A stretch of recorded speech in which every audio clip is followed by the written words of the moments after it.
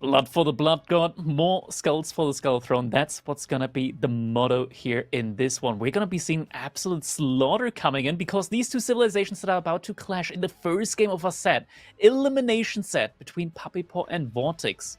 Yeah. It's gonna be the Chinese and it's gonna be the HRE. Which is crazy, right? Like, so far today, what we've seen is one player use their first pick and the other use something a little bit weaker, anticipating that. This is the first time we're seeing both players revealing the true trump card in game number 1. You can't pull any stunts here. You're in the loser bracket. If you out, you're out. There is no second chance after this one. So you really have to give it on.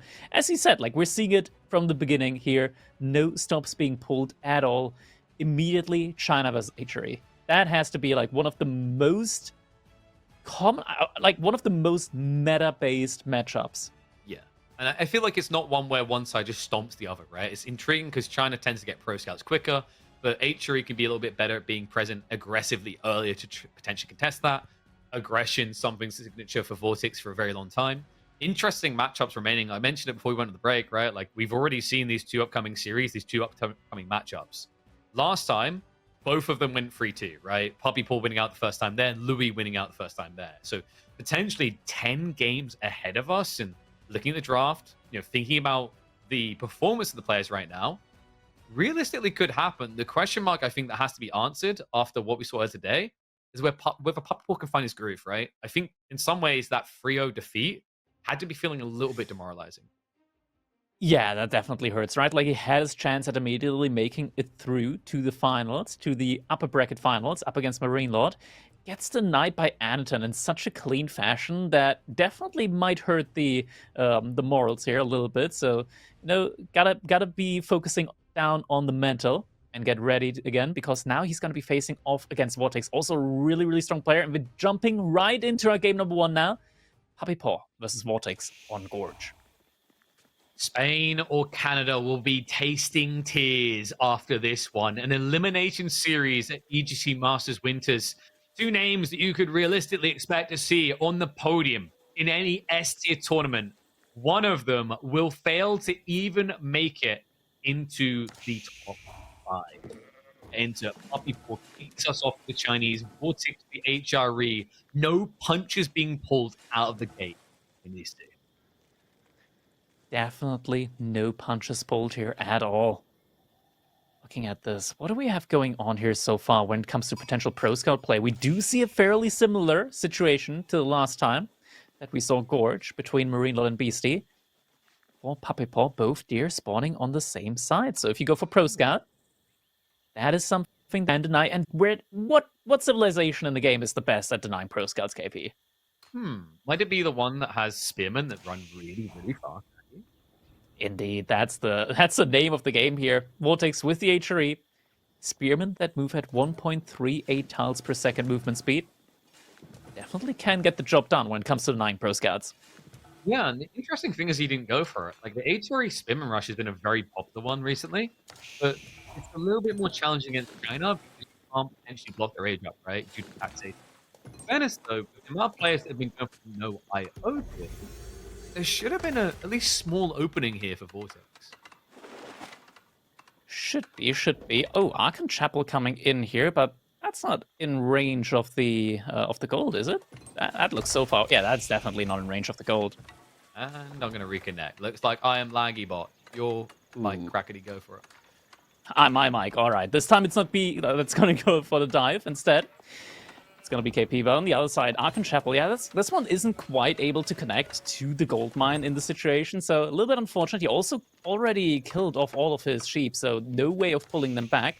Still does have the TC and the majority of the wood line.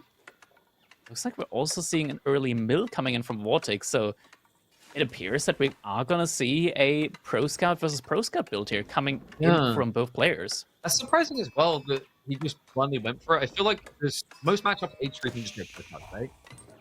This one, however, they tend to look a lot better by aggroing. Okay, we still got all the issues.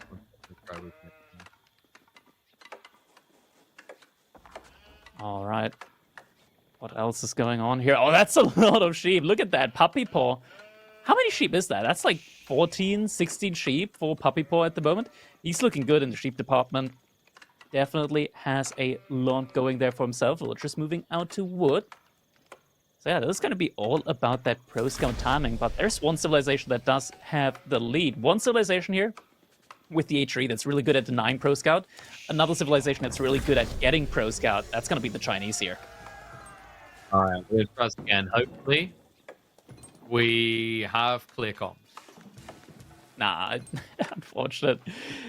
Probably. In the meantime, pro scouts first getting clicked here by VortiX. So it's going to be the first one with pro scouts in the queue. Puppypaw. Once he clicks pro scouts, it's going to be coming in a lot quicker though. With that Imperial official, the supervision, it's going to mean that you're able to boost that down from 1.5 minutes down to just 30 seconds. Which you're able to dress. Yeah, it's a lot. It's a lot. I think I was like, it's interesting. We're trying to think of ways in which you can nerf this that would feel appropriate. I don't know if we just say you outright can't increase research with Chinese anymore with supervision. Like, that's quite drastic, but bare minimum, maybe just making it a tech that you get in the Barbican would be a really interesting way of balancing it, right? So like, you can still get supervision research speed increase. You don't just get it by default. Yeah, I mean, personally, I'm more of a fan of potentially just nerfing pro scouts in general. Yeah, I've heard from the community as well, like a lot of potential aspects that could be changed about it. Like one idea that got thrown around a couple of times, one that I actually find rather interesting, is having pro scout be like a scout to scout upgrade, where you have to actually upgrade the scout, the individual scout, to be able to pick off the deer. Yeah, I think that was one that I struggled for a bunch of them. That was one that was on the agenda. It was like, and you could have it so that they have to stop for X seconds to upgrade. Basically, like the Age of Mythology version for the Atlanteans, right? Where when they want to upgrade to hero, they stand still for a few seconds to do so. Could be interesting. There's also an interesting one about like when you are carrying deer, you could basically, if you get hit, drop the deer. I'm not sure about that one, but I definitely like the idea of like a vulnerability when you're carrying deer. Right? Yeah. So that it takes less hits to actually kill you. I think there's loads of cool ways they could go about it. The most easy, obvious one is increase the cost and slow down scouts more. But if they want to get creative, there's definitely a lot of options there. 100%. VortiX now transitioning into Spearmen and Horsemen. On the other side, Puppypaw, Horsemen, and Archers coming in for him. He's even taking... Oh, Puppypaw, so sneaky. He's even getting a deer from his opponent in. Looks like classic. Both players are... Yeah, they're both taking from each other. This is my favorite one. Was like, haha, I will have the percentile advantage. Oh, you're done. Oh, yeah. Spearmen, quick. And that's like an area where theoretically you should have advantage as VortiX, right? It's like you can kite your opponent. Archers as well. Like, I think this early opening should favor VortiX. The worry is when it starts to blob and we start thinking about He's just going for it again.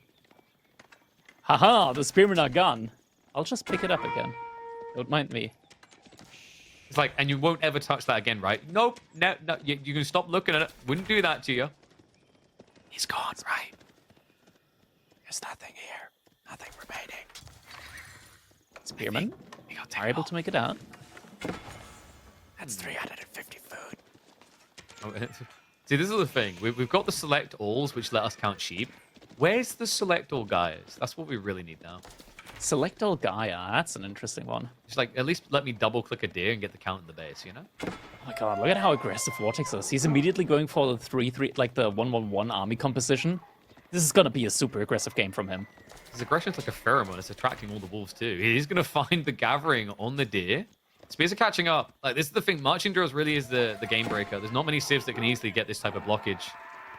And the tricky part now is, like, obviously you're overextending, right? You're right next to the enemy base. In theory, Puppypaw should have a military advantage, but look at the greed. Yeah, it looks like he was trying to go for an age up, or at least a Barbican potentially. He's definitely gonna need something here, because this army blob, it's starting to get bigger and bigger, and his gold might be in danger soon.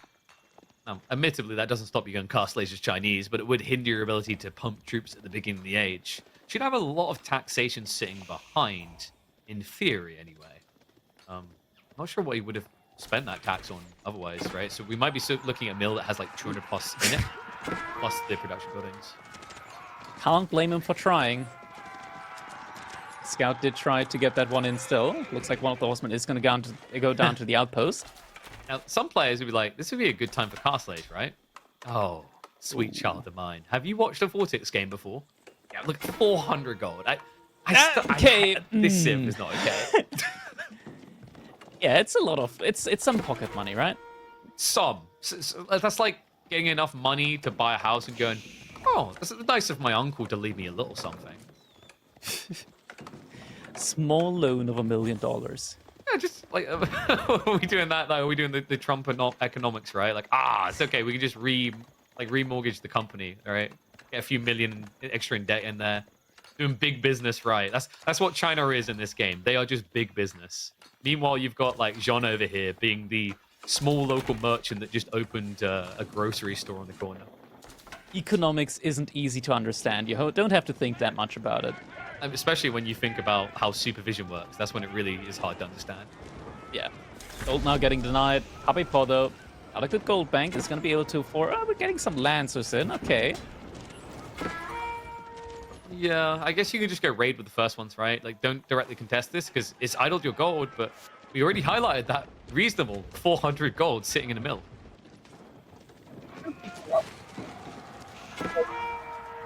It's a frozen offshore account. You can only take out $500 a day. Something like that. Is it like I think you just went with like a savings account with limited withdrawals, right? But the interest still just seems to stack beyond what you can pull out of it. Behind this, VortiX also going for the age up. Is going to be going for the Regnets here. Yeah, and Getting you see the first that. Lancers out. Exactly. The goal isn't to attack this. The logic now is everything is behind the TC. Is VortiX really going to all-in me with one ram? No. He's going to be looking for an age up. His Lancer should be able to find some value. I'm not even sure if VortiX saw it, actually. Puppypaw might have been trimming vision because the scouts weren't there. That Lancer might be a big surprise. Yeah. It's moving all the way across now, but VortiX has reinvested into some spearmen at home. Question is, will he have enough? Because surely this stable has been supervised, so the Lancers are coming out rather quickly. It's just... I'm going to rant on about it. Sorry, Crackty, I know you love Chinese, but supervision just does too much. It does so much. I agree, but if we're going to change supervision, we also got to change efficient production for Delhi. I'll take a nerf there. Yeah. I'll take a nerf there if we also nerf Delhi. Yes, I agree. I think that is way too good as well. For a start, like, why are you able to research it in Dark Age? Yeah. Also, why does it not just boost production, but research as well? Why is it that an Atabeg can't be withdrawn from a building, but a Scholar can? That's the mind-blowing one. Some raids going out as well. Puppypaw lost some villagers there as well. We're just going to pretend that the the wolf beat that Lancer. Yeah. That was the one. Kick By his the ass. infantry. Easy. He's just like Emoted by afterwards as well. infantry plus 200 damage against cavalry. The wolf was emoting afterwards as well. Get that little emote in as well. That right there was Stronghold Wolves level of OP. That's a big army, though, coming in now from Puppypaw. Lots of archers as well. No veterancy on the way, though, and Puppypaw's floating a lot of food behind this. Yeah. Granted, VortiX is floating a lot of wood. Exactly, and that's useless to him, right? You need crossbows, so he needs to recal his economy, maybe even add in some farms is acceptable here. You find yourself just in a kind of miss-macro whirlpool, right? Which does usually happen with wood on Gorge. Outpost not coming in quickly enough. It's like, but I need to spend the wood. Another one. Just build 5 more. That was an intense scout-on-scout battle. 1 million strikes later. VortiX is going to come out ahead in that one. Raiden. Looks like he has found the villages, and the reaction from Puppypaw, yeah, didn't notice the new swarms were heading out there, so nice damage being done. It's another 2 villager kills. Still even, thanks to the Imperial Academy. This is where you think you're being raided, but you're actually not, and you may have just told them. Yeah. Haven't been found yet? I'll pull the Wallow just in case. You know, like your friend, you're like, I have a gun. It's like, okay, we didn't know that. Now we're just all going to aim at you.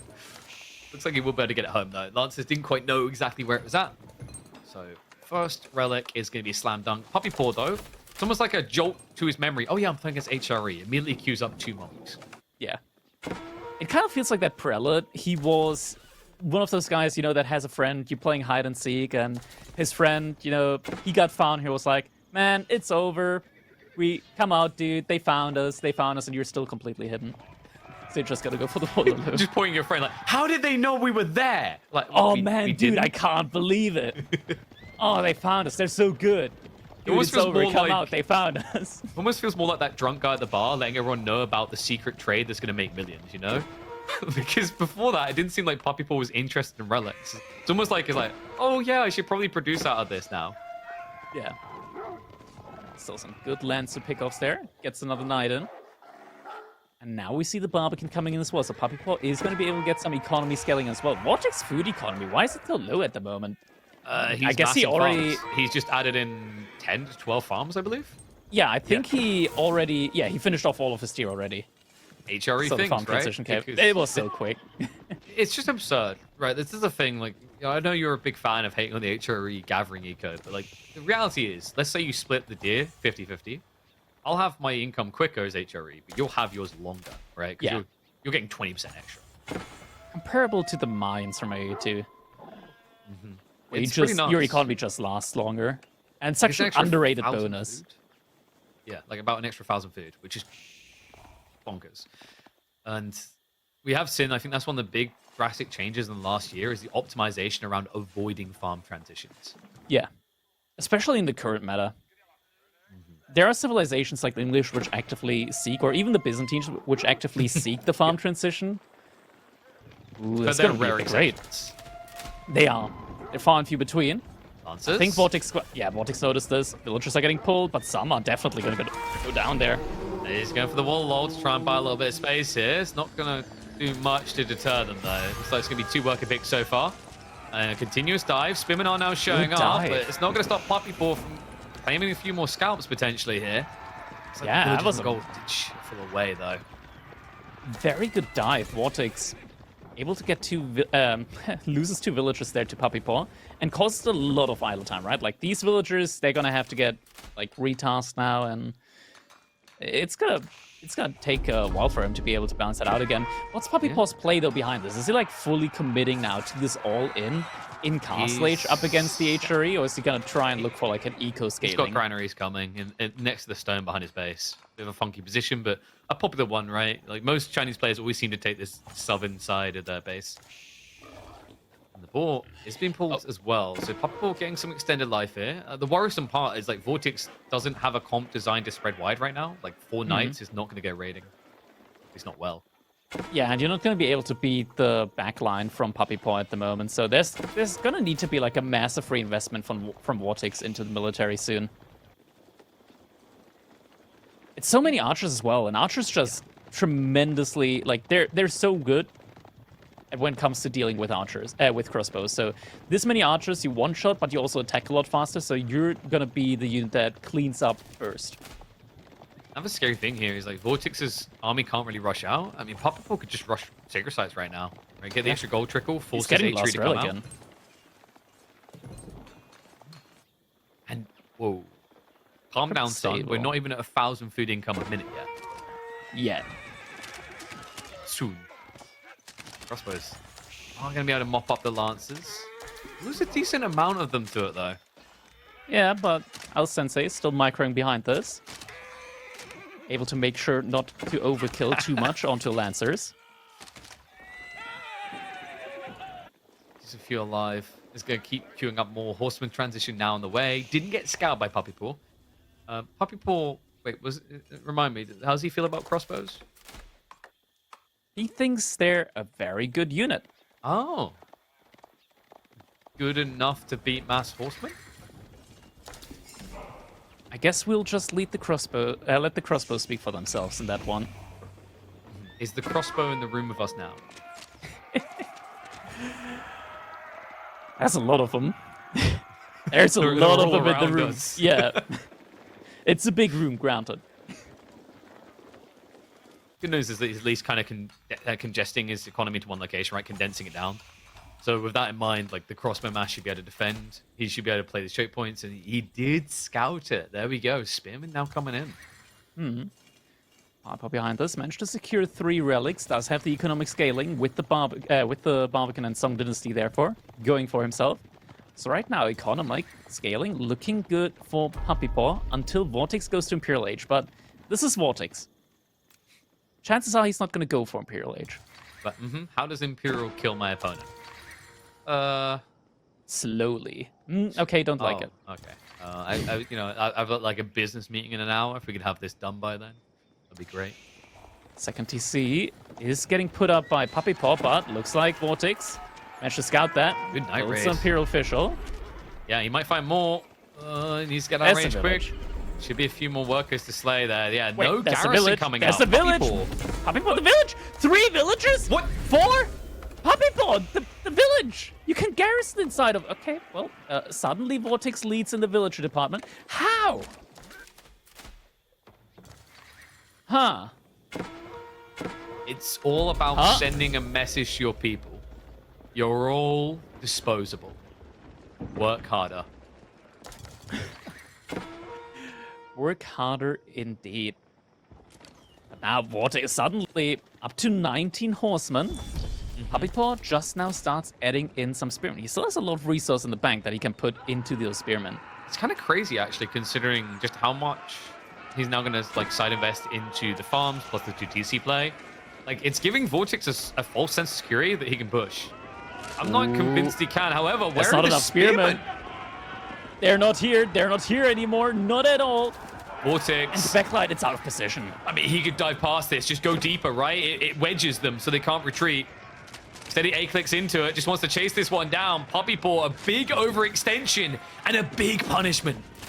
Yeah, he's actively stepping up as well, making sure that the crossbows and the archers can't get away. He's just destroying them bit by bit. This is like a 300 scene. Line by line, they're going down. To the cliffs! All the way to the cliffs. Up the bodies. I mean, we have a bit of a miss micro there, though. VortiX really hates that village. Yeah, it's not miss micro, it's a moving brain. Good old A move brain. Buildings, they're their highest priority. Yep. I mean, if you get rid of the village, you can't build more spearmen to contest you now. It's genius. But the crazy thing there is, like, VortiX was perfectly threading the needle or min-maxing when he was close enough that about 90% at least of the horsemen were attacking every time.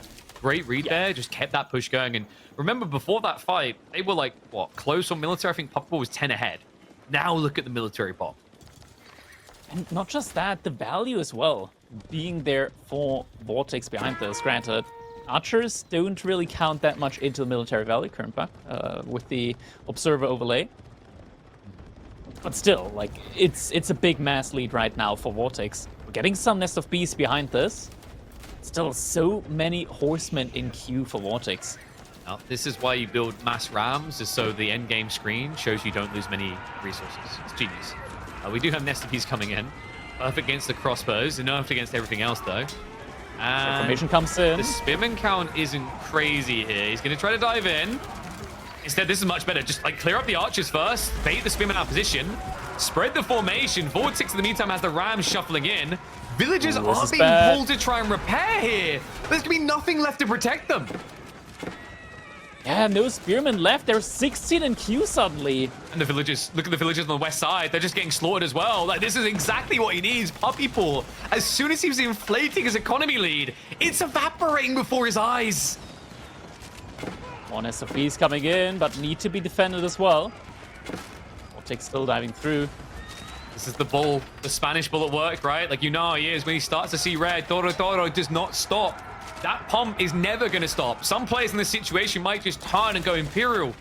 Maybe you could argue he should. But for VortiX, he smells weakness and he wants to punish. He's an outpost with 5 villagers inside. Licking his lips. They're going down. He needs to keep diving, though, right? Like, this is tougher when you start to reach the infrastructure. Those choke points can be death sentences against Nest of Bees. Problem right here is Puppypaw, has he overcommitted into spears? Has 16 of them. Decent number of crossbows trying to clear the way. The horsemen in the meantime dive in. They will catch the Nest of Bees. Gets them both. Both of them go down, and now there's spearmen still remaining. But they're on the run from the crossbows. Not enough yet in order to take the fight. He could dive past and go for the farms now. Just peel the fight. There's another clock tower coming out. Wait. On the correct side, at least. He sees it. Needs to protect it. Heads back in. Spearmen do just about block it.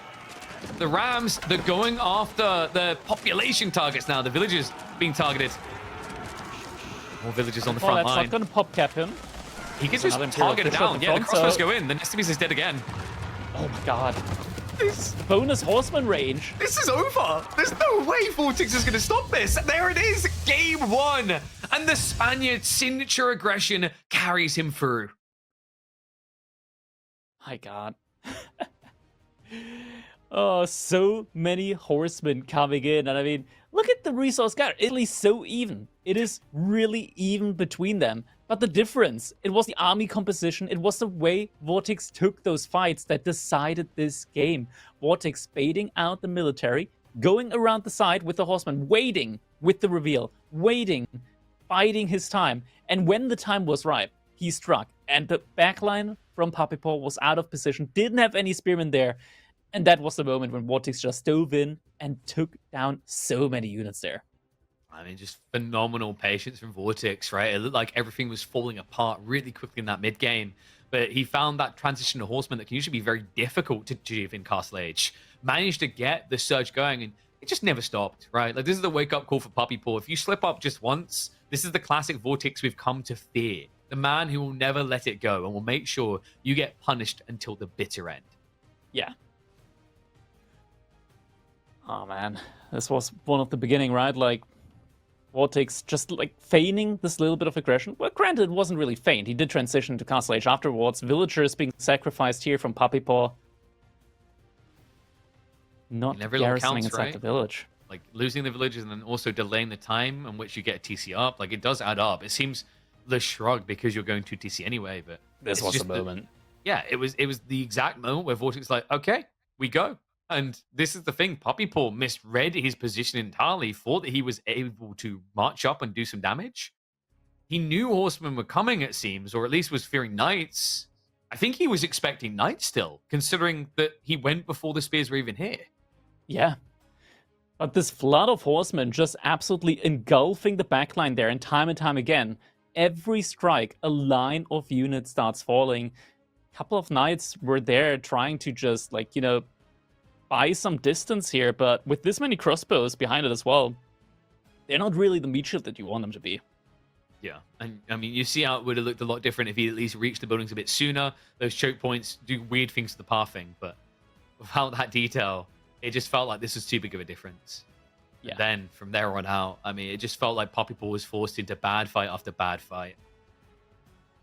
Yeah, marched a little bit too far outside of his base. Granted, he wanted to protect the villagers. They were out on the berries there. Had to tank up with his backline. That's not what you want to see in those situations, right? There are still some archers there doing bonus damage to the spearmen as well. Villagers getting pulled, trying to body block, trying to repair if needed. It just wasn't really possible here for him to remass in time. Lots of units in queue, just not out on the field where you actually need them. Maybe he was just a little bit too slow with the reinvestment. Thought, okay, maybe my opponent's going for Imperial Age now. At least that's usually how you feel it's going to be up against the HRE, that they let off the gas, go for Imperial Age, go for the greed. But that's not VortiX's style, not at all. He pushes the pedal to the metal, and he went for it. Yeah, and once you get on top of this 4 clock tower, like, there's no counterplay, right? Like, in theory, you get 4 Nesty Bees out. It's a very different looking game, but we never saw that golden number really being achieved, looking clean. Some slight overextensions, but I get why Puppypaw felt you need to overextend in the same area twice. It's the berry gathering on that front side, right? The farm transition was, I think, about 8 farms, maybe 10 farms deep at this stage. It just wouldn't compete. Like, he was in desperation mode to get the food together, and VortiX read that perfectly. Like, why else would these villages be gathering berries? And now it's back to the drawing board for Puppypaw. Next up, it's going to be Byzantines up against the French. Byzantines, okay. That's not a bad matchup here for Puppypaw, not at all. It's a bit of a tough meta, though. You know what I'm going to say? Yeah. We kind of can't go a game without it, or at least a series without coming up once. French Pro Scout's pretty good. Byzantines? You don't see Byzantine Pro Scout a lot. You see it, and then every time you see it, you wonder why they do it. But yeah, we've seen attempts, let's just put it that way. But at the end of the day, having a giant fresh bottle of olive oil just to rub everywhere, it's too delectable, right? It's how you keep the skin looking fresh. So with Byzantines, it's going to be an oil game. With French, likely the Pro Scouts. It's the question everyone's asking. Is Byzantines OP or is Pro Scouts OP? Let's find out. I like wonder what it could be. Could it be maybe, just maybe, Scouts are pretty damn good? Or maybe, just maybe, the Canadian is here to educate us on the ways of the Byzantines. I mean, think about it this way, right? You immediately start the age up with a mill that you don't have to invest into with the Grand Vinery. I've been down this path for it. Don't do it. Surely there's a sign. That's a sign. That's a sign of a great synergy. How Byzantine about Pro this? Scout. How about this instead, though? If we chose a Hippodrome, we could increase our Scout's base damage by 4 times. I'll paint you a scenario, KP. I'll paint you a scenario. This actually happened today to me on ladder. I was playing up against Faye. Well, this is always a good way to start the story. Continue. A good way to start the story indeed. And she goes Hippodrome. I see scouts. I see more scouts, more and more scouts. She dives my base trying to steal my deer. Underneath the TC. Of course, while having the Attack on Titan soundtracks playing on repeat in the background. Yep. And she would have gotten away with it too. That's the crazy part. She would have absolutely gotten away with it, but I didn't go Pro Scout, so there were no deer. Oh. So she could have taken the sheep. Yeah. That's a rookie mistake. You're a German. The solution is to always take your sheep. That's true. That's true. I'm not sure if I already had farms up at that point, but dude, I legitimately like that. True. But honestly, I like that strategy. I think about it and I want to try it myself. That used to be the old school. You remember a long time ago, that used to be what would happen all the time with the Pro Scouts meta when it first happened there before. Yes, we saw it from B a couple of times. But I have a feeling that this is all for nothing. We are just going to get the Grand Winery. The reason being, when you build it, that allows us to whine about how insane olive oil is. Yeah, the olive oil is pretty good. Olive oil, good resource. Question is, are we gonna see? We're probably not gonna see an immediate Pro Scout, right? Like it's VortiX chance. He's gotta go to like 1 to 2 knights. Yeah, but that's typically what you want for knights as well, right? He hasn't put the stables down yet, so it's going to be a little bit What do slower. you mean he hasn't put the stables down? Sorry, He's not going the for mill. school. The mill, my brain. Yeah. He hasn't put the mill down. No, it's going up. It's right coming now. in now. So he will switch on the wood. So the best way I've seen this done is my favorite way to do it is you open with 1 knight and then go Pro Scouts. Yeah. Right? Typically, theory, that's the way. You can just mass scout straight away, very quickly out the School of Cavalry. But like against Byzantines, you know they have to come and contest you, right? Yeah. Which means they're going to expose their base to the knight. That's the great thing. Like, that 1 knight already forces such a big investment and also forces you to always pay attention to your own base. It enables that Pro Scout play so well. It forces counters, right? It forces your opponent on a linear trend into Limitane javelins. And then, like, the way I've seen French usually play this, it's comical. They just spam knights. They don't even build archers, right? Here's an idea that I want to put out there. With all the micro that we got at the high end, why don't we see players lure all the deer onto a single spot and then spend like 50 wood to wall the deer in? You were in my chat the other day when B was there, weren't you? Maybe. I'm in a lot of Twitch chats. So I countered B, and I said that's the level 1 of the strat. The level 2 is like you see VortiX's northern deer. You push the deer across to where the relic is, and then you wall it in for 69 wood. Yes. This is Double the way. map. Like, look at the map right now. Right, there's 2 deer stacks near relics. Yeah. That's pretty good. It's pretty decent. No, not these ones. Those are the worst ones. I mean, you go all the way, right? I mean, if you commit, right? I mean, Puppypaw, look at what he's doing. It looks like he's starting to lure the deer. Granted, he's probably luring them underneath his TC, but, Yeah. you know, the hope's there. And the funny part is this is like the Civ that does this is just a big middle finger, right? They don't really want the deer themselves. They just really don't want you to have it. You know, it's like the person in divorce proceedings who's like, and I want the dog too. And they're like, but you hate that dog. It's like, yeah, but you love that dog. Yeah. And that makes it all worth it. Exactly. Like, and you know, like I hate that dog. I hate how you just have it in that little handbag, like an accessory. But I'm now gonna buy a handbag rather. I'm gonna walk around town wearing it. Getting way too specific. Anyway, we do have the deer on the way home. VortiX is yoinking from Puppypaw's side. He should at least be able to get 3 deer stacks in the end. Ooh. Look at that hero villager tanking the hit for the limit 9. Not today, good sir. It's annoying with this dive, by the way. Like, if you only commit 1 knight, the one downside is you lose a lot of your initial value because of Akratoy.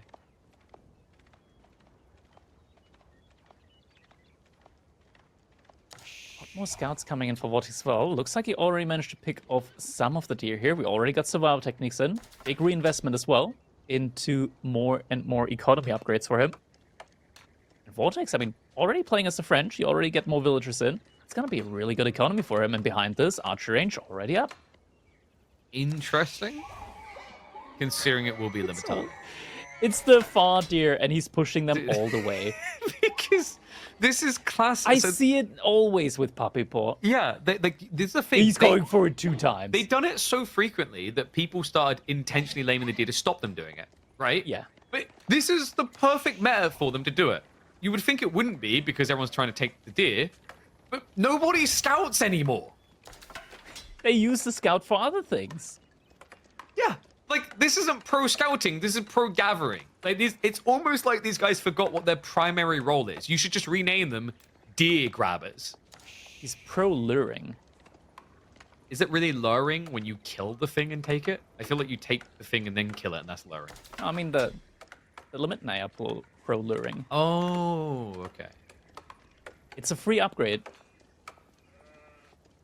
Pro luring. It just sounds like you've got this ability where you lock eyes with a knight. You're like, look into my eyes, not around my eyes, directly into my eyes. Keep charging. Keep charging. Incontinent! And then they just ride faster, you know? Even through We're the now houses, arrived all in the the way. base. Oh man, that's a stubborn. Oh my, where's he going? That's the smart deer. He's like, you're all idiots. Why the hell have we just followed these guys into a pass to be murdered in the corridors? I'm the protagonist. I'm gonna stay alive. That right there is Bambi in the bushes. She's watching. Yeah, it has a weird dark turn when you're just like, Bambi basically just watched the mother die. Yeah. Not the hero we're looking for. All right, so Scout has revealed what's happening here. The deer shoving Bambi didn't gonna do? really occur. It seemed like Puppypaw just wanted to push them against the edge of the map, so he couldn't sneak wide. Yeah, I mean, what's Bambi gonna do? Turn on sheets, turn into Photon Man? It's unlikely. That's where I need an alternate version where she just pulls out a hunting rifle. Hasta la vista, baby. Yeah, that's the version of the Disney movie where Arnie is voicing Bambi. Oh, please. In a day and age with AI, we gotta make something like that happen. You know, we just need we need the voice actor, you know, one from Special Victims Unit in the Call of Duty game where he goes train goes boom. It turns out that like you filled your own mother's corpse full of C4. Dear go boom. That's what we're missing, Crackety. We need the ability to lace the deer with explosives. Like an alternate version of the explosive sheep's mod. Oh, look at this. Look at this. Unit's going to the wrong direction right at the moment where VortiX is about to strike on the gold mine with the knights. He's in. Hit him hard. We'll pull away quickly there. Puppypaw, has he got the Akratoy? He didn't activate it. He activated now. So the villager got to live. Looks like one of the knights is going to go down to the TC. Ay. I mean, VortiX has got a lot of value out of all this so far, right? Like, most of the deer home. On top of that, he's scaling village lead over time. Maybe Puppypaw can bounce that out with the systems, but it's better for him if he gets out of this age quicker rather than later. Yeah. And he is working towards it. Mind you, behind this, he does have the military advantage when it comes to the numbers at the very least. I mean, Labitne and Javelin throwers, they work really well against knights and archers. I feel as if...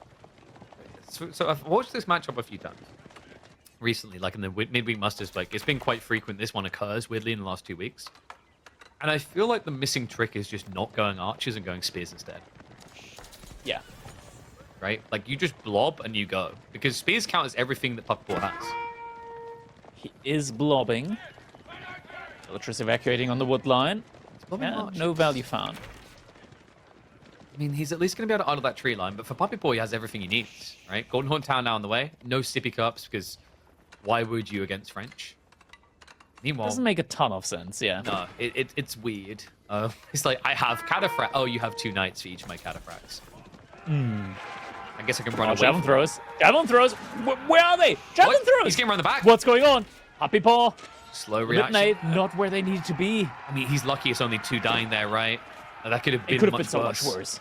Yeah, that was dangerous. Not a mess up that you can really afford. Your opponent also has all the blacksmith upgrades. You don't have any. You take more damage from them.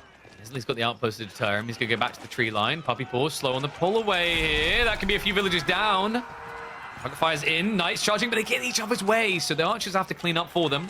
Still 2 worker kills. When the tech up complete, they'll continue the dive, just trying to wipe out the Limitane. A lot of out time achieved here. VortiX, I mean, he hasn't got many knights, but he has got a good enough economy that he can easily catch up for age 3 here. Yeah, I mean, that's just the power of Pro Scouts, right? Like, damage has been done. VortiX's economy is looking very good. 5 villagers down. On top of that, with the French, right, you get villagers out quicker. He's got all the economy upgrades, all the blacksmith upgrades. He's going to be in a fantastic position in Castle Age now. Classic French, right? Every 2.5 minutes, get an extra villager compared to your opponent. It definitely adds up when you can drag the age. And the reality is, especially in the Pro Scouts meta, the fact that you just want to scale knights anyway, everything feels very enablerless with this civ. I feel like French has been rising. I want to say that they're an A-tier civ at this point. They are very widely applicable. There are some civs that will still beat them for sure, but most matchups, they can outscale. Hit on 2 sides. Knights on the gold. You just see, though, he pulls it back. Quick enough as well. Looks like most of them will get away. Might be 2 going down. Actually shrinks at just 1. But this is tight and uncomfortable right now. Puppypaw only has 1 emplacement to defend with. VortiX has full map control, so don't expect to see Puppypaw getting any relics. And on top of that, he hasn't really secured himself these walls. He stopped an eastern flank, but what we're seeing is VortiX is still exploiting him on the west. Yeah. He's just always going around that edge of the map. I feel like Puppypaw needs like another wall over there, else he's always going to be dragged around the sides or getting like caught off guard there. I mean, maybe just an outpost on the gold would have been worth it here. Yeah. Now, Puppypaw isn't out yet. He does have that Golden Horn Tower. And you know Golden Horn Tower, how much that's worth in terms of villagers? Wasn't it like, was it 6 at the start? 10 to 12. Is that when it's like fully systemed up though, right? Yeah, right about. Yeah. And we already, I mean, we got the cistern there already, so value's coming in. That's another knight. Oh, this time it got spawned out though. We do have him shuffling out for relics, so time to take some trinkets home.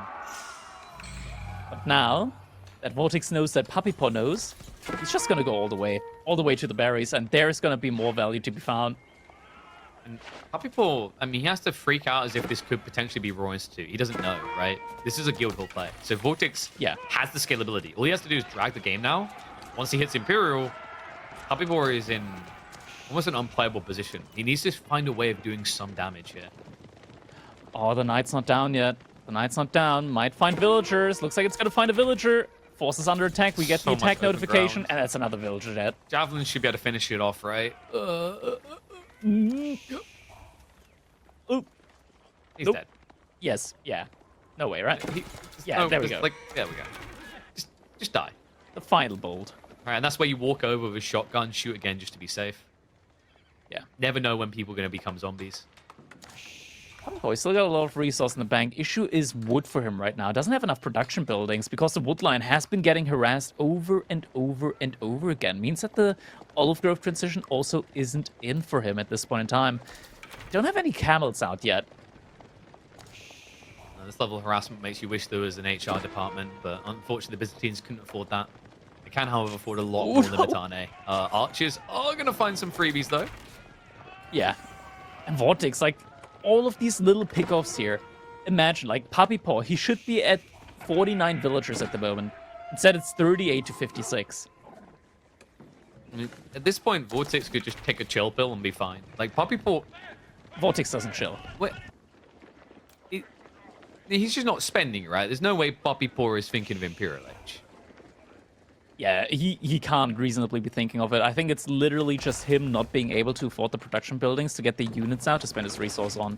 He's also having issues with wood in terms of just being able to get houses up. There's a breakthrough on the wall on the south side. He's shuffling towards the berries. The problem now is you're going to have to idle villagers come over and re-wall here. Do you now just leave troops to defend? Oh, okay, come on. Yeah. Fake back. The archers go in. He's mirroring quick enough that he will be able to pull the villagers away. But he's just in a rock and a hard place. VortiX doing what he does best, so making toxic. the game uncomfortable. And now that Puppypaw thinks the archers are all on the other side, that's when VortiX pulls a second troop of archers to that side. Actually, he pulls all of them. I thought, like, imagine if he only pulls, like, a couple to deal with the Libidine. If Puppypaw only leaves a couple of Libidine behind. No. The really stupid mind game is you switch places. It seems so simple, but you'd be like, VortiX would never do that.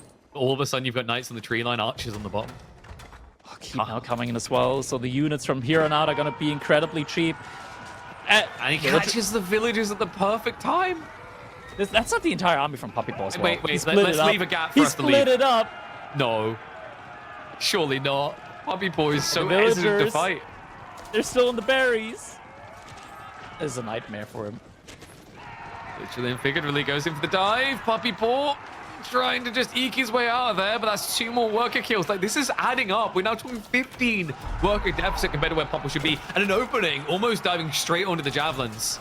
The VortiX will as if he arches, but more than happy with this. Remember, the Guildhall is ticking him up. It's just a matter of minutes before Imperial is inevitable in this game. Yeah. Stepping up forward. Gets the charge. The brace. Yeah, and the brace actually means that the javelin throwers, they were still at the front here.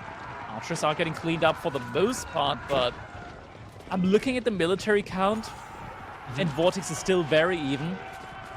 And that is not something that you want to see when your opponent's massing knights. It's also like when you have this many Limitane, what is your game strat? Like how you win now? I will defend. Okay, but how are you going to kill him? I will defend. So we're just going to defend for like 30 minutes? I will defend. Oh, the midnight. They're a little bit out of position here, potentially. I'm scared for the javelin throws. He doesn't see it though, right? Like, vision's limited. Yeah. He doesn't have a scout there. It's the only upside. We do have camels coming. Smart choice by Puppypaw, right? That aura would be huge. If there was spearmen to exploit it. Instead, the villagers are going to get dove. He just headbutts straight through him. He's crashing right now. It's almost a double up on workers. Yeah, we're getting the painted shields in, so the midnight move a little bit faster. Actually, is it? No, they're still round shields. Teardrop shields, right? Yeah. It's the technical term. I've been told off for calling them kite shields before. I just call them painted because they get little funny pictures on them. Shouldn't just be like... The painting on it should just be a horse with the ban sign over it, you know? Should it be, though? Because, you know, the Varangians get them as well. No, the Varangians just get a different one. Ooh. I think the just Varangian just gets like a men-at-arms emblem and then a better than sign pointing out that the men-at-arms are better than the Varangian. Behind all of this, chivalry wasn't even in yet. We're getting it in now. No. It's kind of crazy to think at this stage you hadn't had chivalry the whole time, right? Like, usually by the time you have 10 knights and 3 of them injured, it looks like a pretty good deck. A lot of value comes in there. I mean, VortiX, he's still just pumping out so much. Has he even made farms yet? I think we're still away from a farm transition at this point in time for VortiX, but it should be coming in soon now. Wait, how much is inside the guild hall? Did he use this guild hall already? Surely. I think it's still stocking. It is 1,400. We're not far away, and he's got plenty of gold vein access now. The wall's coming in. Oh no, javelin throws with. No, it's okay. It's fine. We got him. We got him. We've got longer sticks to protect our shorter stick throws. The men-at-arms are now here. VortiX snuck this one in. He has an MAA line, and there's nothing that actually counters that. There isn't. Camels at least do debuff the knights a little bit. Granted, the archers are focusing them down now.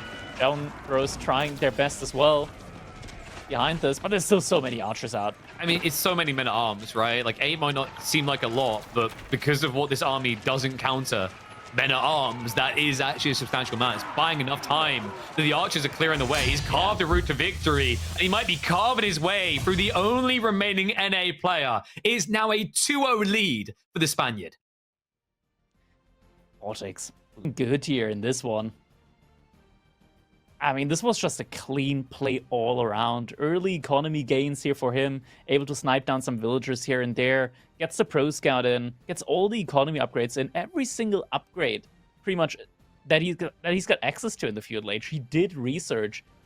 He went to Castle Age in a position of power, in a position of strength. And that is just exactly what you want to be in.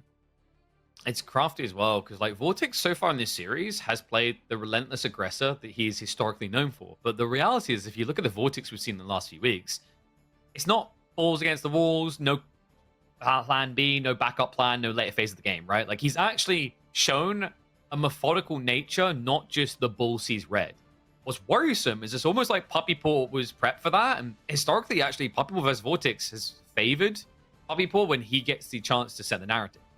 VortiX is just exploiting that detail to guarantee that the Canadian never gets to open this game with pressure on his side. Yeah, I mean, this was one crucial misstep here for the javelin throwers as well. Walking out a little bit too far, getting caught out by the knights, taking a lot of damage there. Definitely not something that you want to see in any situation, really. No. And every time, VortiX just diving around that wood line, making it so tough for Puppypaw to get more production buildings in as well. Puppypaw, in between, like we talked about, he had so many resources, but just not the production in order to get units out. No, and this is the thing, like, you know, if this is Raw Institute, Puppypaw's like, okay, it's going to be very hard to hold, but long term I'm favored, right? System can balance out the fact that my opponent's scaling a slowly faster producing TC.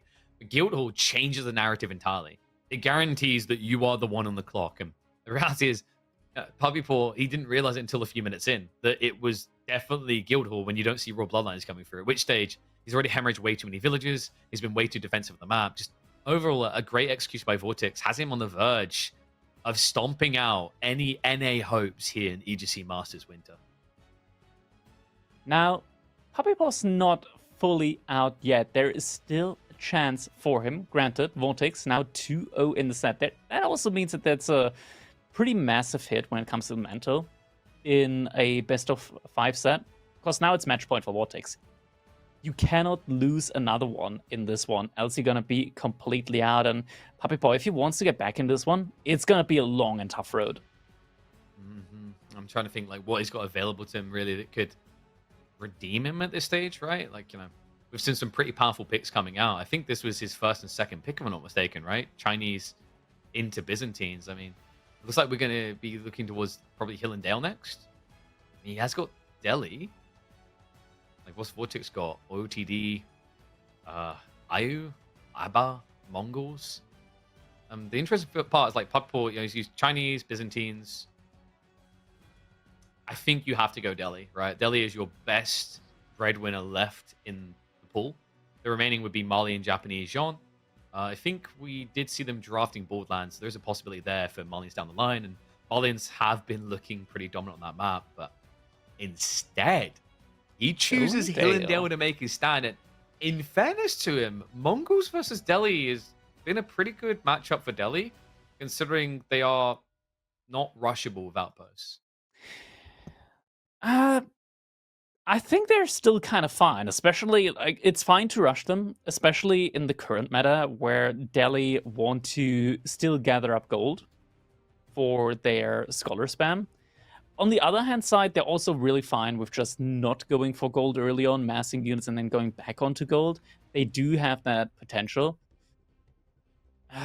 It's a tough one. It's a tough one. I feel like Mongols also are able to just mass up a lot of units really early on, be more mobile on the map, and especially in a situation where you want to be mobile in order to deny the Delhi their sacred sites. That's also a position where Mongol just shines in. The tricky part is trade seems inevitable here. Mongols just benefit too much from the spawns we see on Hillendale. Downside is Ghazi are pretty good at shutting that down, right? So it might not be the freest play. Wonder if instead we do just get like a Deerstone all in and just play to block Sacred Site caps, because with the transition into Dome of Faith builds, it has left Delhi a little bit weaker against feudal all-ins. Yeah, that's true. I wonder how this one's gonna be played. I don't think. Do you think VortiX would go for trade on Hill and Dale? Like it's a perfect map for trading for Mongols, but It's too against the tempting. civilization, yeah, for civilization like up against the Delhi, I think maybe going for Deerstones first and then just dropping a market in between might be more worth it. Yeah, I quite like that idea. It gives you pressure orientation, right? Like it sets you up to force your opponent into like infantry and slow things down. So I agree. There's a logic of like when you rush trade here, you become a bit greedy. If you can survive the initial wave, then you get Keshet Pump going, you destroy Ghazi. But you have to survive that initial wave, right? And that initial wave is going to come in strong because military efficiency is most definitely not a balanced deck.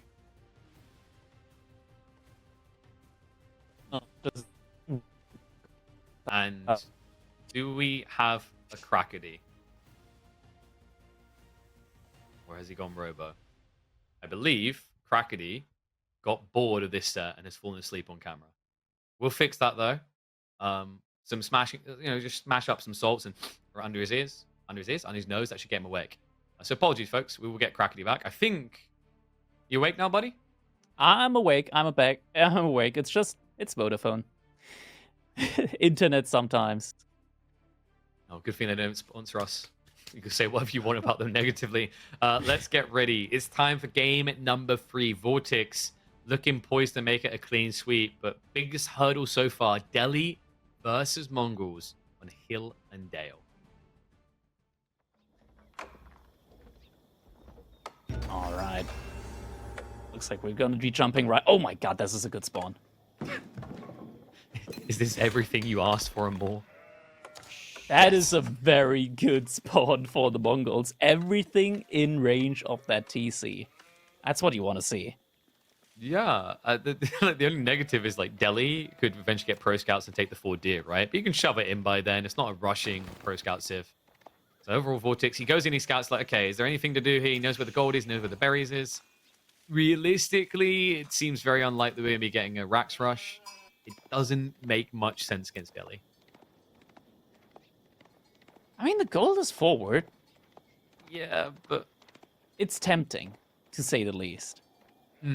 Yeah, so this Too is like... tempting. Okay, he's actually doing it. If you get caught doing this at the very beginning, though, it can completely fall apart due to the villager pool with shivs, right? I mean... Wait, do we have a mosque yet for Puppypaw? No. We have a mill, we have a mining camp, a house, but no mosque. Okay. Well, historically, we have seen the Canadians win Delhi games where they forgot to queue a lot of techs. So I guess the more extreme version of that would be not building the mosque, which in a way is like an even bigger, like, caster curse reverse type buff. Huh. Because now he's missing even more techs than he normally would with the Delhi game. Yeah, we're not getting efficient productions in right now, and that could hurt, especially when you're facing off against the Mongols, right? Like, you want to get a big mass up. They're getting the Dome of the Faith in. 2 villagers working on that. Granted, the Dome of the Faith is immediately going to give him a mosque. Right? Yeah, so like a mosque to produce. But like you're missing out on the free scholar that you get, right? Yeah. And the mosque as well. He's going on to wood now, so might still be coming in. Maybe he's just saving the wood. Counterplay against, like, maybe this is the counterplay in his mind against an outpost rush. Could be. I mean, the mill is going to be safe. The mill should always be in range of the TC. The gold mine he can get rid of. Probably just wants to get enough gold in order to be able to afford a second scholar. Spearman coming in. Are we getting the delete? Yes, we are. He doesn't have enough for the extra scholar. Oh, he's just going to send him back. Yeah, okay, because yeah. He'll he just did wait it. on one villager. Yeah, he did a drop off with one of the villagers in time, so he's going to be fine there. Okay, so Oh, actually, is this going to be able to protect the it's mill? got enough. Oh, you mean the mill? Yeah, no, the mill's gone. Oh, it's actually not in range. I can't believe that. Look, Dude, look That's so close. Every time. I can't believe it. Every time I play as the Mongols, I'm so far out of range, out of that circle, and I get hit.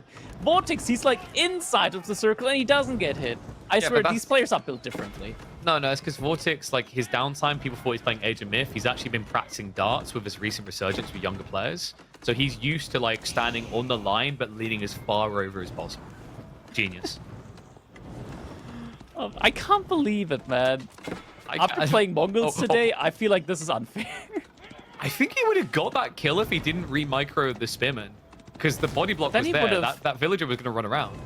Yeah, but he was in range of the TC for that moment. Like, he would have lost, like, 2 spearmen. Just stab him. Right, so Mill is definitely just going to be going down. He's definitely not getting willpower beforehand. If you pulled his 2 villagers, I mean, maybe you should be able to repair. I don't think the outpost reaches, right? Is it worth? It's not worth it, though, to repair that. Like, it's not going to come in one way or the other in time. Hey, you're not my dad. I'll repair it. Okay? I am indeed not your dad. Sounded a bit too proud of that. I was going to say you're lucky. I can't remember who it was. Someone was telling me, they were like, I really wish insert player like was my dad. And I just flat went, that means they would have banned your mom. And the person never talked to my chat again. So we do have Blacksmith Archer range coming in. Silver Tree is on the way, so VortiX is feeling a bit greedy. Archer range is going to be coming in. We are getting efficient productions behind all of this from Puppypaw. Are we getting another mill in? Yeah, we are. This one time is it's gonna be in definitely range. not out of TC range, right? Surely not. I mean, at this stage it shouldn't matter, but it would be hilarious if somehow the Spearman done it again. Yeah. We're getting Siege Engineering first in as well. Silver Tree is coming up behind us. We are, I guess, stable in 2, so it looks like we are going to get a Spearman Keshik type army composition. Yeah, but for Puppypaw, he really wants to go Ghazi plus Archers, right? I feel like this favors Mongols. Yeah, it does. You got to go Archers and Spearmen instead. Also not the best. Why didn't he just... I guess it's tricky because your opponent can't ungarrison, but theoretically you could like just get 5 or 6 Ghazi and kind of micro down the tower, right? And then you can follow up with the Ghazi onto the map to block trade. This leaves you... The mill has been rebuilt, but we're not getting any upgrades from it at the moment. So that thing I mentioned at the start of the game is happening again. No. It's a classic for the Canadians. Forget about your Delhi techs for maybe 15 minutes, but then still win the game. They always baffle me with this. It's almost like the person that, like touches something before they go onto the field to win a game. Yeah. It looks like we are now also getting the barracks in, so Siege Engineering coming in, and he does now click wheelbarrow as well, so we'll be coming in shortly. Siege Engineering coming in, can get a ram in, Spearman should follow up as well. Is going to be able to clean up this outpost fairly easily, and then get back out to gold. I don't think VortiX pushed in the deer, which is kind of a missed value play there, right? Like, gives you a much better gathering rate. No. Yeah, he hasn't. You're right. So a little bit surprised by that. Like, against Delhi, they'll eventually just get it for free, Pro Scouts, right? And with the deers this far away, you could argue you're going to have a stream of troops coming out, but you know how people get about the Pro Scouts. He'll eventually come for that. Scout from Puppypaw is also going to see the Keshik play now. And we are getting archers in as well, so it's going to be a 1-1-1 army composition now from VortiX. Should be getting the first traders queued up soon. I like that VortiX hasn't just rushed it. Some players would, and they'd just not have the Keshik pressure to control the map. This is basically to guarantee that Puppypaw can't go for Sacred Sites optimally, right? His timing has already been stunted by the different opening and the delays along the way on the gold.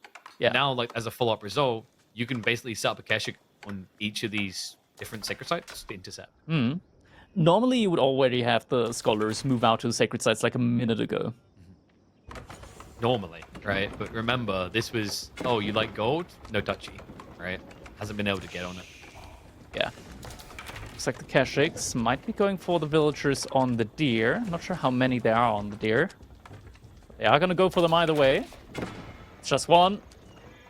And one is enough. So kill them. She's on the back. Looks like the outpost is at least now going to get cleared. The Puppypaw, this feels like the weakest form of Delhi you can come up with, right? Like, not going Tower of Victory, but then going massive. Ooh, villager building the walls as well. Was it a villager or was it a military unit?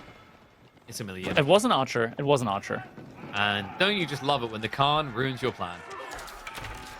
Unfortunately. I think you can just shuffle to the side. Yeah, it's one of those classics where people just keep the Khan with the cavalry, but if you just pull them away, like, you have the Falcon now. Like, I kind of understood when this awkwardness would happen before the Falcon was introduced, but quite often in this situation, just keep the Khan away. Like, once you see that line, you have a better chance of getting kills if he's nowhere near, triggering attack animations and, notifications early. Yeah, the notifications, they can definitely, like, sometimes you're at a perfect spot at the perfect time. One notification that comes in like 3 seconds too early means that 2 more villagers from your opponent survives. Yeah, the best one is Magadai, right? And you're like, this is going to be a sick raid. And the Khan's like, just in case you guys didn't know, we're about to kill you. It is fine, we're here. 2 damage. And this is not how you want to be playing Delhi right now. I mean, Hillendale, definitely a defensive map, but the whole goal with this civ is to already be on sacred sites. The thing is, Puppypaw, he can't go for like any really aggressive attacks anytime soon, because VortiX is still using all of his stone for the double production, right? So until Puppypaw gets like a little bit better scaling in, he's gonna be behind in the military count. But at the same time, there's also traders scaling. 5 traders right now, and that means that Puppypaw has kind of an all-in point where his archers need to reach that trade. It's not like Ghazi where you can just come in every minute or 2 and wallop. Does this still count as a quick wall? Yes. It went up really quickly. Yes, that would be because apparently when we decided to nerf build speed of walls for villagers, we looked at Delhi's build speed with infantry and was like, that's fine. It didn't get nerfed. That's coming in. Indeed, nerve right. Archer and archer fight. We're not getting a bit too far forward here. The archers are going to start sniping them Yeah, down. it's... Uh-oh. He's got the attack speed arrow. The count isn't really existent anymore. And the mesh is on the way, and they're going to intercept. He's just going to starve the gold. So Scholar will pull away quick enough. First scouts. Yeah, no Pierce armor yet. Khan goes down. That's going to be Sacred Side 1. Yeah, Northern 1 might be in trouble. That's not... Yeah, that one's not going to... Yeah. I mean, the bold move Cotton, right? So he's going to lose the Scholar trying to cap up there. Oh, just that was a close one as well. Yeah, because like once you capture it, you immediately get returned the money that the Scholar costs from the Dome of Faith, so misses out big time there. Archer is still in the middle to defend. Yeah, has more than enough there as well. That's not something that VortiX can immediately contest, and so one Sacred Side is going over to Puppypaw, and look how much food he's got in the bank.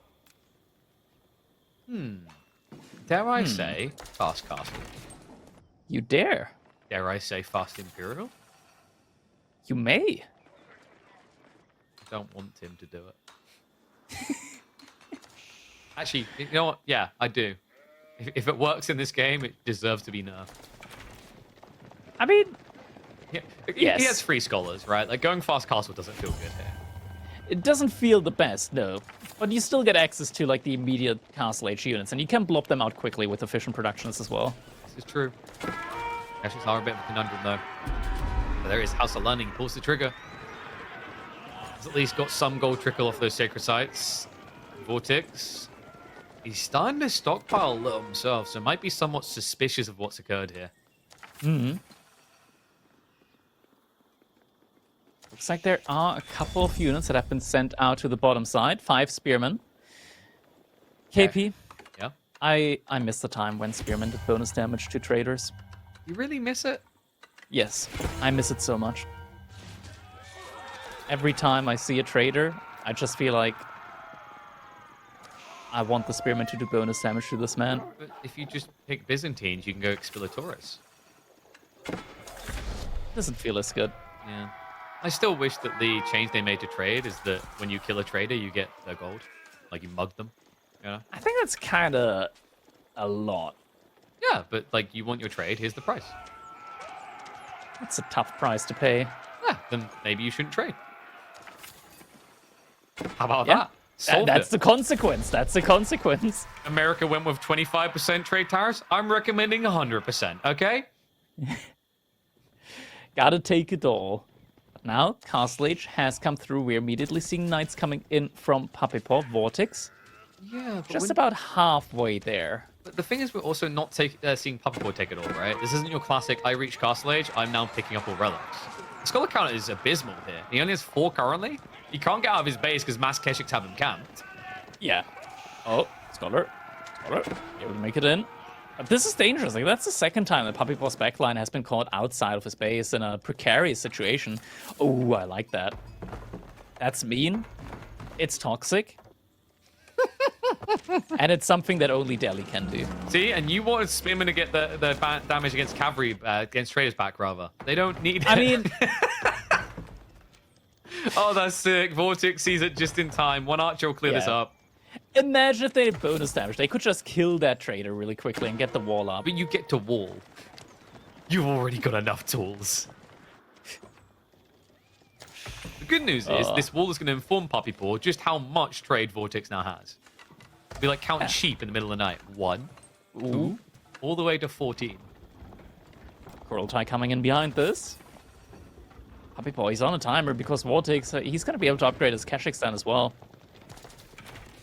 3 knights, not going to be able to cut it. Not at all. He's... Oh my god, look at the resource that he's got in the queue. Like, look at the resources that Puppypaw is in stock, though. I already, like, I didn't even want Just to shine on it until it was really happening. cancel But, like, it. he's been holding Cancel about 800 knights. food most of the time. Cancel the knights. Jesus, you Embrace really the are greed. Emperor Sidious today, aren't you? Where is he getting his food from at the moment? Oh, he's moving all the way out to the outer berries. Ooh, I like... Oh, no. For a second, I want to say I like that he didn't deplete his initial berries just so the icon remains on the minimap for his opponent. But then the icon disappeared. So he didn't do the thing that you liked. That's the Yeah. idea. I'm liking what VortiX is selling here. We've got pack-up tech on the way, veterancy coming in for everything, level 2 range damage. However, Puppypaw has got an elephant. It's happening again. Marine Lord's nightmare from his series earlier today. The one thing that could hold it all back. Can it hold back the Spaniard here? Are getting knight raids on both sides, on both flanks. VortiX is pulling a couple of Keshiks back, but 3 Keshiks up against 4 knights, that's not quite gonna be enough, but that's about to be damage inside of Puppypaw's base. Lancers as well. He's getting all the techs. VortiX just rolling in the gold. He's going to be fast. Now, Puppypaw, you know, I'm glad he came away from this Imperial idea. You have 7 scholars. Like, let's slap ourselves around the face, splash some water on, maybe get hit in the face by a wet fish and realize it's not a play. This is good, though. Lancers on the flank will be able to shut down some of the trade. Now, VortiX has entry. Kurultai is One in knight, here. ambitious. And the Lancers are still going, though. Yeah, but he doesn't have the Pierce Armor upgrade. It's not in yet. Oh boy, defense arrow did just run out. The Kurultai still has not moved. It's on strike right now. Yeah, it's not moving. Oh my god, the And amount it's still +2 Pierce damage versus only +1 Pierce Armor. Like, if he just has a Kurultai here, right now, this is an unlosable fight. Yeah, it would be very easy for him to beat that army back. He has the buff now. Elephant is looking angry, however... He's running down that hill. I mean, you don't have enough damage now, and we've still got the Lancer raid. This is getting ridiculous. That's the entire economy lead just evaporating. yeah, Puppypaw did a great job there. 12 worker kills on those traders. Oh, there was even a villager trying to close off that wall. I'm baffled by this. I mean, one by one, the Keshiks went in, right, and just flopped. There was never like a switch in the spears, say, to perfectly counter this, and all of a sudden, a game that looked like that should have been cut into 3-0, there is suddenly hope in Puppypaw's future in Hill and Dale. Are you thinking what I'm thinking? You're thinking Imperial again, aren't you? Yes. You're At always thinking every Imperial. opportunity. It's It's just so weird good. that you hate HRE so much, yet you always think about Imperial. I mean, I also like Kagan and Palace for Mongols. Yeah, I think it just needs to be able to spawn elephants, you know? Honestly, Have a Elephants are... gunner elephant. Yes, actually. With Give it the Yam. gunner elephant. Yeah, give it the gunner elephant with Yam, with all the unique upgrades as well. Oh, now we're talking. The Clash coming in here. The Elephant at the front Kurotai is line. going to be participating this time. And the Keshiks are just trying to swarm in. They're going to go bypass it. Armor gets activated. The elephant is pretty much in the prime of his life right now, eating on anything. He's staying But it's not behind. going to be fast enough. That's a little bit much. Pumbaa can tank up a lot, but not that much. Ooh, there's the Scholar with the relic. Dumbo, Yeah, I he's wanna like, say. build me a gate. I don't know about that one, bud. He still Yeah, we has need- berry gathering on the flank, right? So it's not curtains. Puppypaw can still afford forces, but he's slow food limited. The only thing he can really afford is a lot of archers. Yeah, still not, a couple more berries here, but the issue is, like, the more he moves out, the more he exposes his own villagers as well. He's got a lot of wood. Puppypaw, what's he gonna do with all of this wood now? Maybe Build farm more transition? Archers? I mean, fair. Also shout out the Scholar. Oh, no. No, you Pool's didn't closed. build the Go last around, guy sir. gate. So looks like second relic is going to be coming home. So Puppypaw having some extra gold trickle. Going to be important here, considering how limited he is on the high ground. Yeah. It's a lot of archers at the moment in for Puppypaw. 50 compared to 20 from VortiX. VortiX even adding in Spearmen. What? I mean, VortiX didn't solve for the food issue, right? I don't think he set up pastures at all. Oh, Doesn't there's look the like a guy Keshiks who on the... did. Wait. Oh, Puppypaw saw it in time. The Keshiks that were trying to raid. He had an outpost there. Great awareness. This is worrisome right now for VortiX. He knows he's got an exposed point. You don't look good when you have to defend with Mongols, and he has got that trade. Trade that he's only now reblowing after losing the entirety to 4 Lancers. He's got enough for a keep now, though. Where is he gonna... What position does he That's want to good secure? gold. It's gonna be the front side, from the looks of Yeah. it. Okay, so he does something a little bit safer than I expected. I would expect him to drop on the gold next to the sacred site. There's just so much value on that spot, but seems Yeah. to value the food a bit higher here. He's getting a siege workshop in as well. Against Mongols? Maybe he wants to mangonel. I mean, this is the type of play like, oh, there's a keep over there, I need to trap it down, right? Sadly, Mongols can't do that. Got Yam network being researched, so VortiX's entire army will start to get that mobility pump. Yeah. This There's no counter yet to the archers other than the Keshiks. it really isn't. I mean, at this stage, you like, oh, maybe horse may be better, but the problem is you've got loads of gold, not loads of food. Nice Yeah. in the clash. Does use the defense arrow again, but the key drop should reset VortiX here. This is not a worthwhile dive, surely. Definitely not. The elephant can also attack while on the move, so while hiding back is getting a lot of damage in on those Keshiks. We were at, like, what was it, 9, 10 Keshiks? Suddenly we're down to 5. Back up to 7. Village Fortresses is going to get prepped here for Puppypaw. Give me a little bit of time to wait, but with 13 scholars shouldn't be long. We got 3 mangonels in queue now for Puppypaw. Good lord. Does this remind you of something? I mean, I've definitely not watched him build a lot of manga. Wait, I have. There But- was a game like that recently today. There was, wasn't there? And we learned that mangoes ROP in Castle Edge? Most definitely are. Kurultai is setting up in the middle of the map now. We're getting some forward outposts as well. Satyamar is going to be there. Now for this is fun. VortiX. VortiX Handily. is going mangoes too, with Kurotai buff. That is frightening. And Puppypaw's army doesn't do very well against mangoes. With Kurultai buff. Very important to highlight that Kurotai buff. It'd be a shame if a Kurotai buff mango would hit you in the face. Honestly, at this point, I feel like Puppypaw just needs to get to Imperial Age somehow. Like, He legitimately. needs farms. I think Yeah. what's going to kill him here is the lack of farms to get this Ghazi pump going. I don't think you want a Ghazi pump. I think you're completely fine spamming archers, but you need to have the passive elephant production in. To like have that one big value unit in as well. What if we just built sprinkles? That's a quick way to lose a game. Not with elephants, it's not. Sprinkled and elephant composition. Is there something I'm missing there? It's dumb. It shouldn't work, but it does. Like, you got the big tank and you got the big archer. It's not a quick way of winning the game. Like, in theory, your opponent should be able to counterplay with enough time. I'm just thinking, like, once you get to Imperial Age, you're able to stack so many upgrades, especially on archers, for Oh, yeah, I free. get you. And we're now at a point where Puppypaw has sufficient scholars. Like, he gets a university, and he's immediately gonna spawn 3 for free.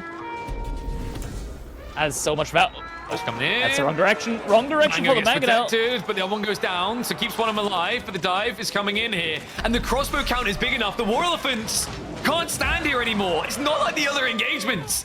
They get melted. Mango's now walloping. They're Kurotai buffed, and the Keshiks are already in. The formation split is good from VortiX. There's no immediate big hit available, and also Puppypaw. The Mangos aren't attacking. They're not. They're standing still for the most part. Not sure what to hit. Double elephants coming in though. There's still a lot of crossbows remaining. This is too much of a loss here, right? The elephants have been wiped. The Mangos are just confused. They're like, I don't know who we're shooting at. They're just looking at the elephants in shock. Village on the front line now getting caught as well. VortiX just got given the biggest gift of the series. I think Puppypaw behind us, he was busy trying to wall in the trade from VortiX. Unbelievable. I mean, he might get the wall up, but once again, it's happening. Realized. VortiX is like, oh, let me just pull the traders and stop that from happening. Let's be totally real. At this stage in the game, with how much Puppypaw lost, worst case scenario, VortiX trades north trade post. Yeah. He can do that. Not a problem for him. As more Mangonels coming in, VortiX up to 6 now. This is insane.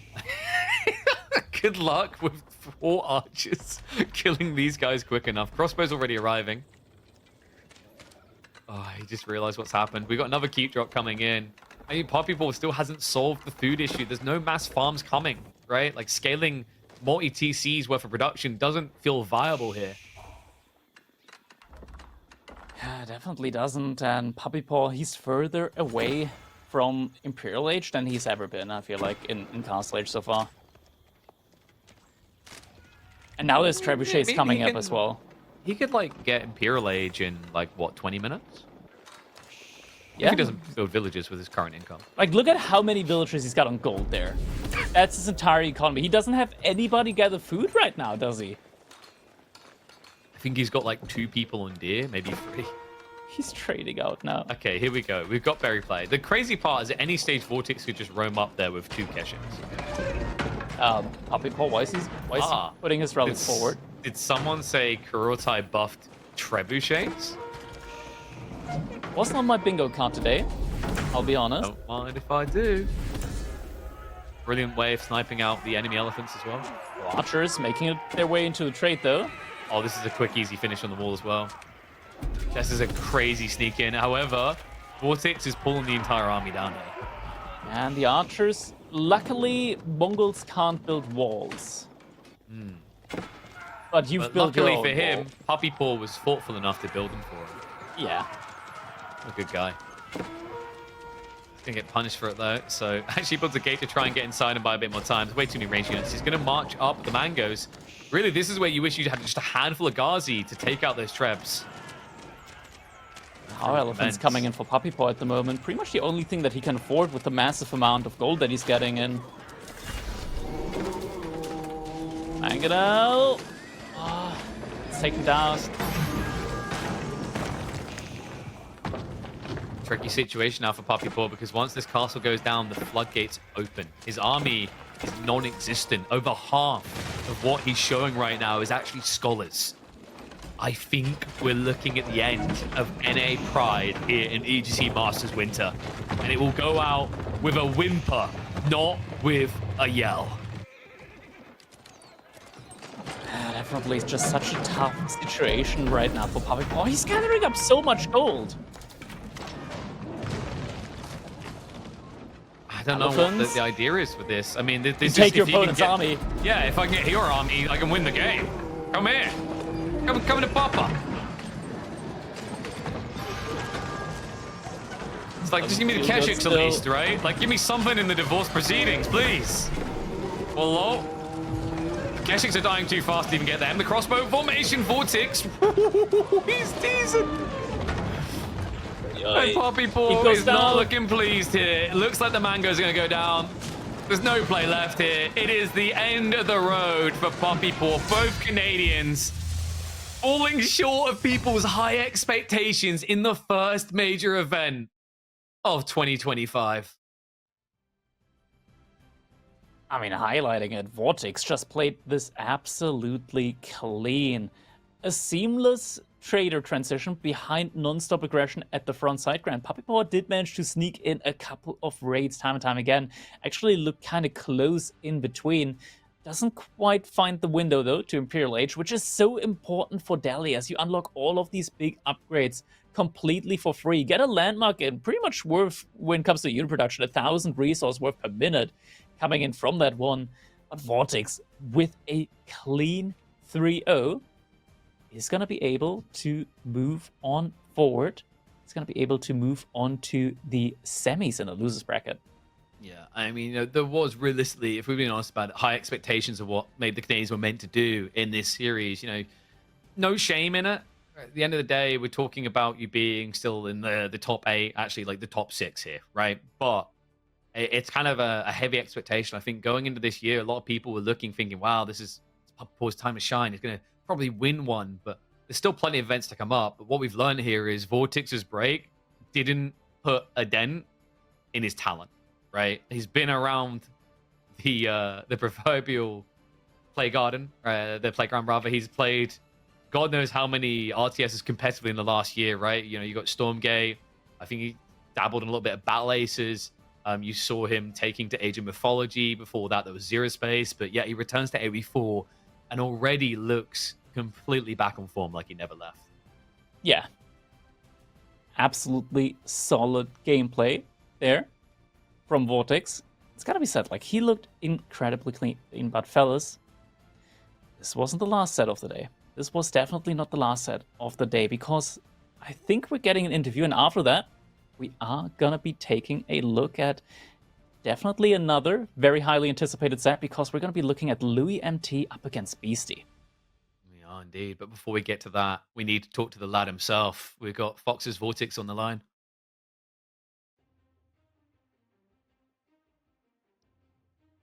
VortiX, good to see you, mate. Looking good in person and in game. First of all, big congrats on the win. We need to talk a little bit about this because it's quite the difference between what we saw in the group phase. There, where it went 5 games, you wouldn't think we're looking at the same players here. What changed between that group phase and now?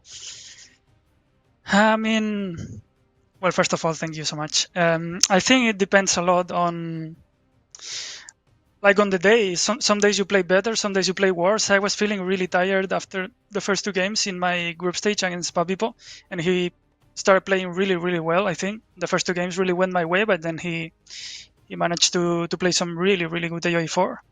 And today, I think I was just on point. I think I played my very best. Like, I think this is the best I can show.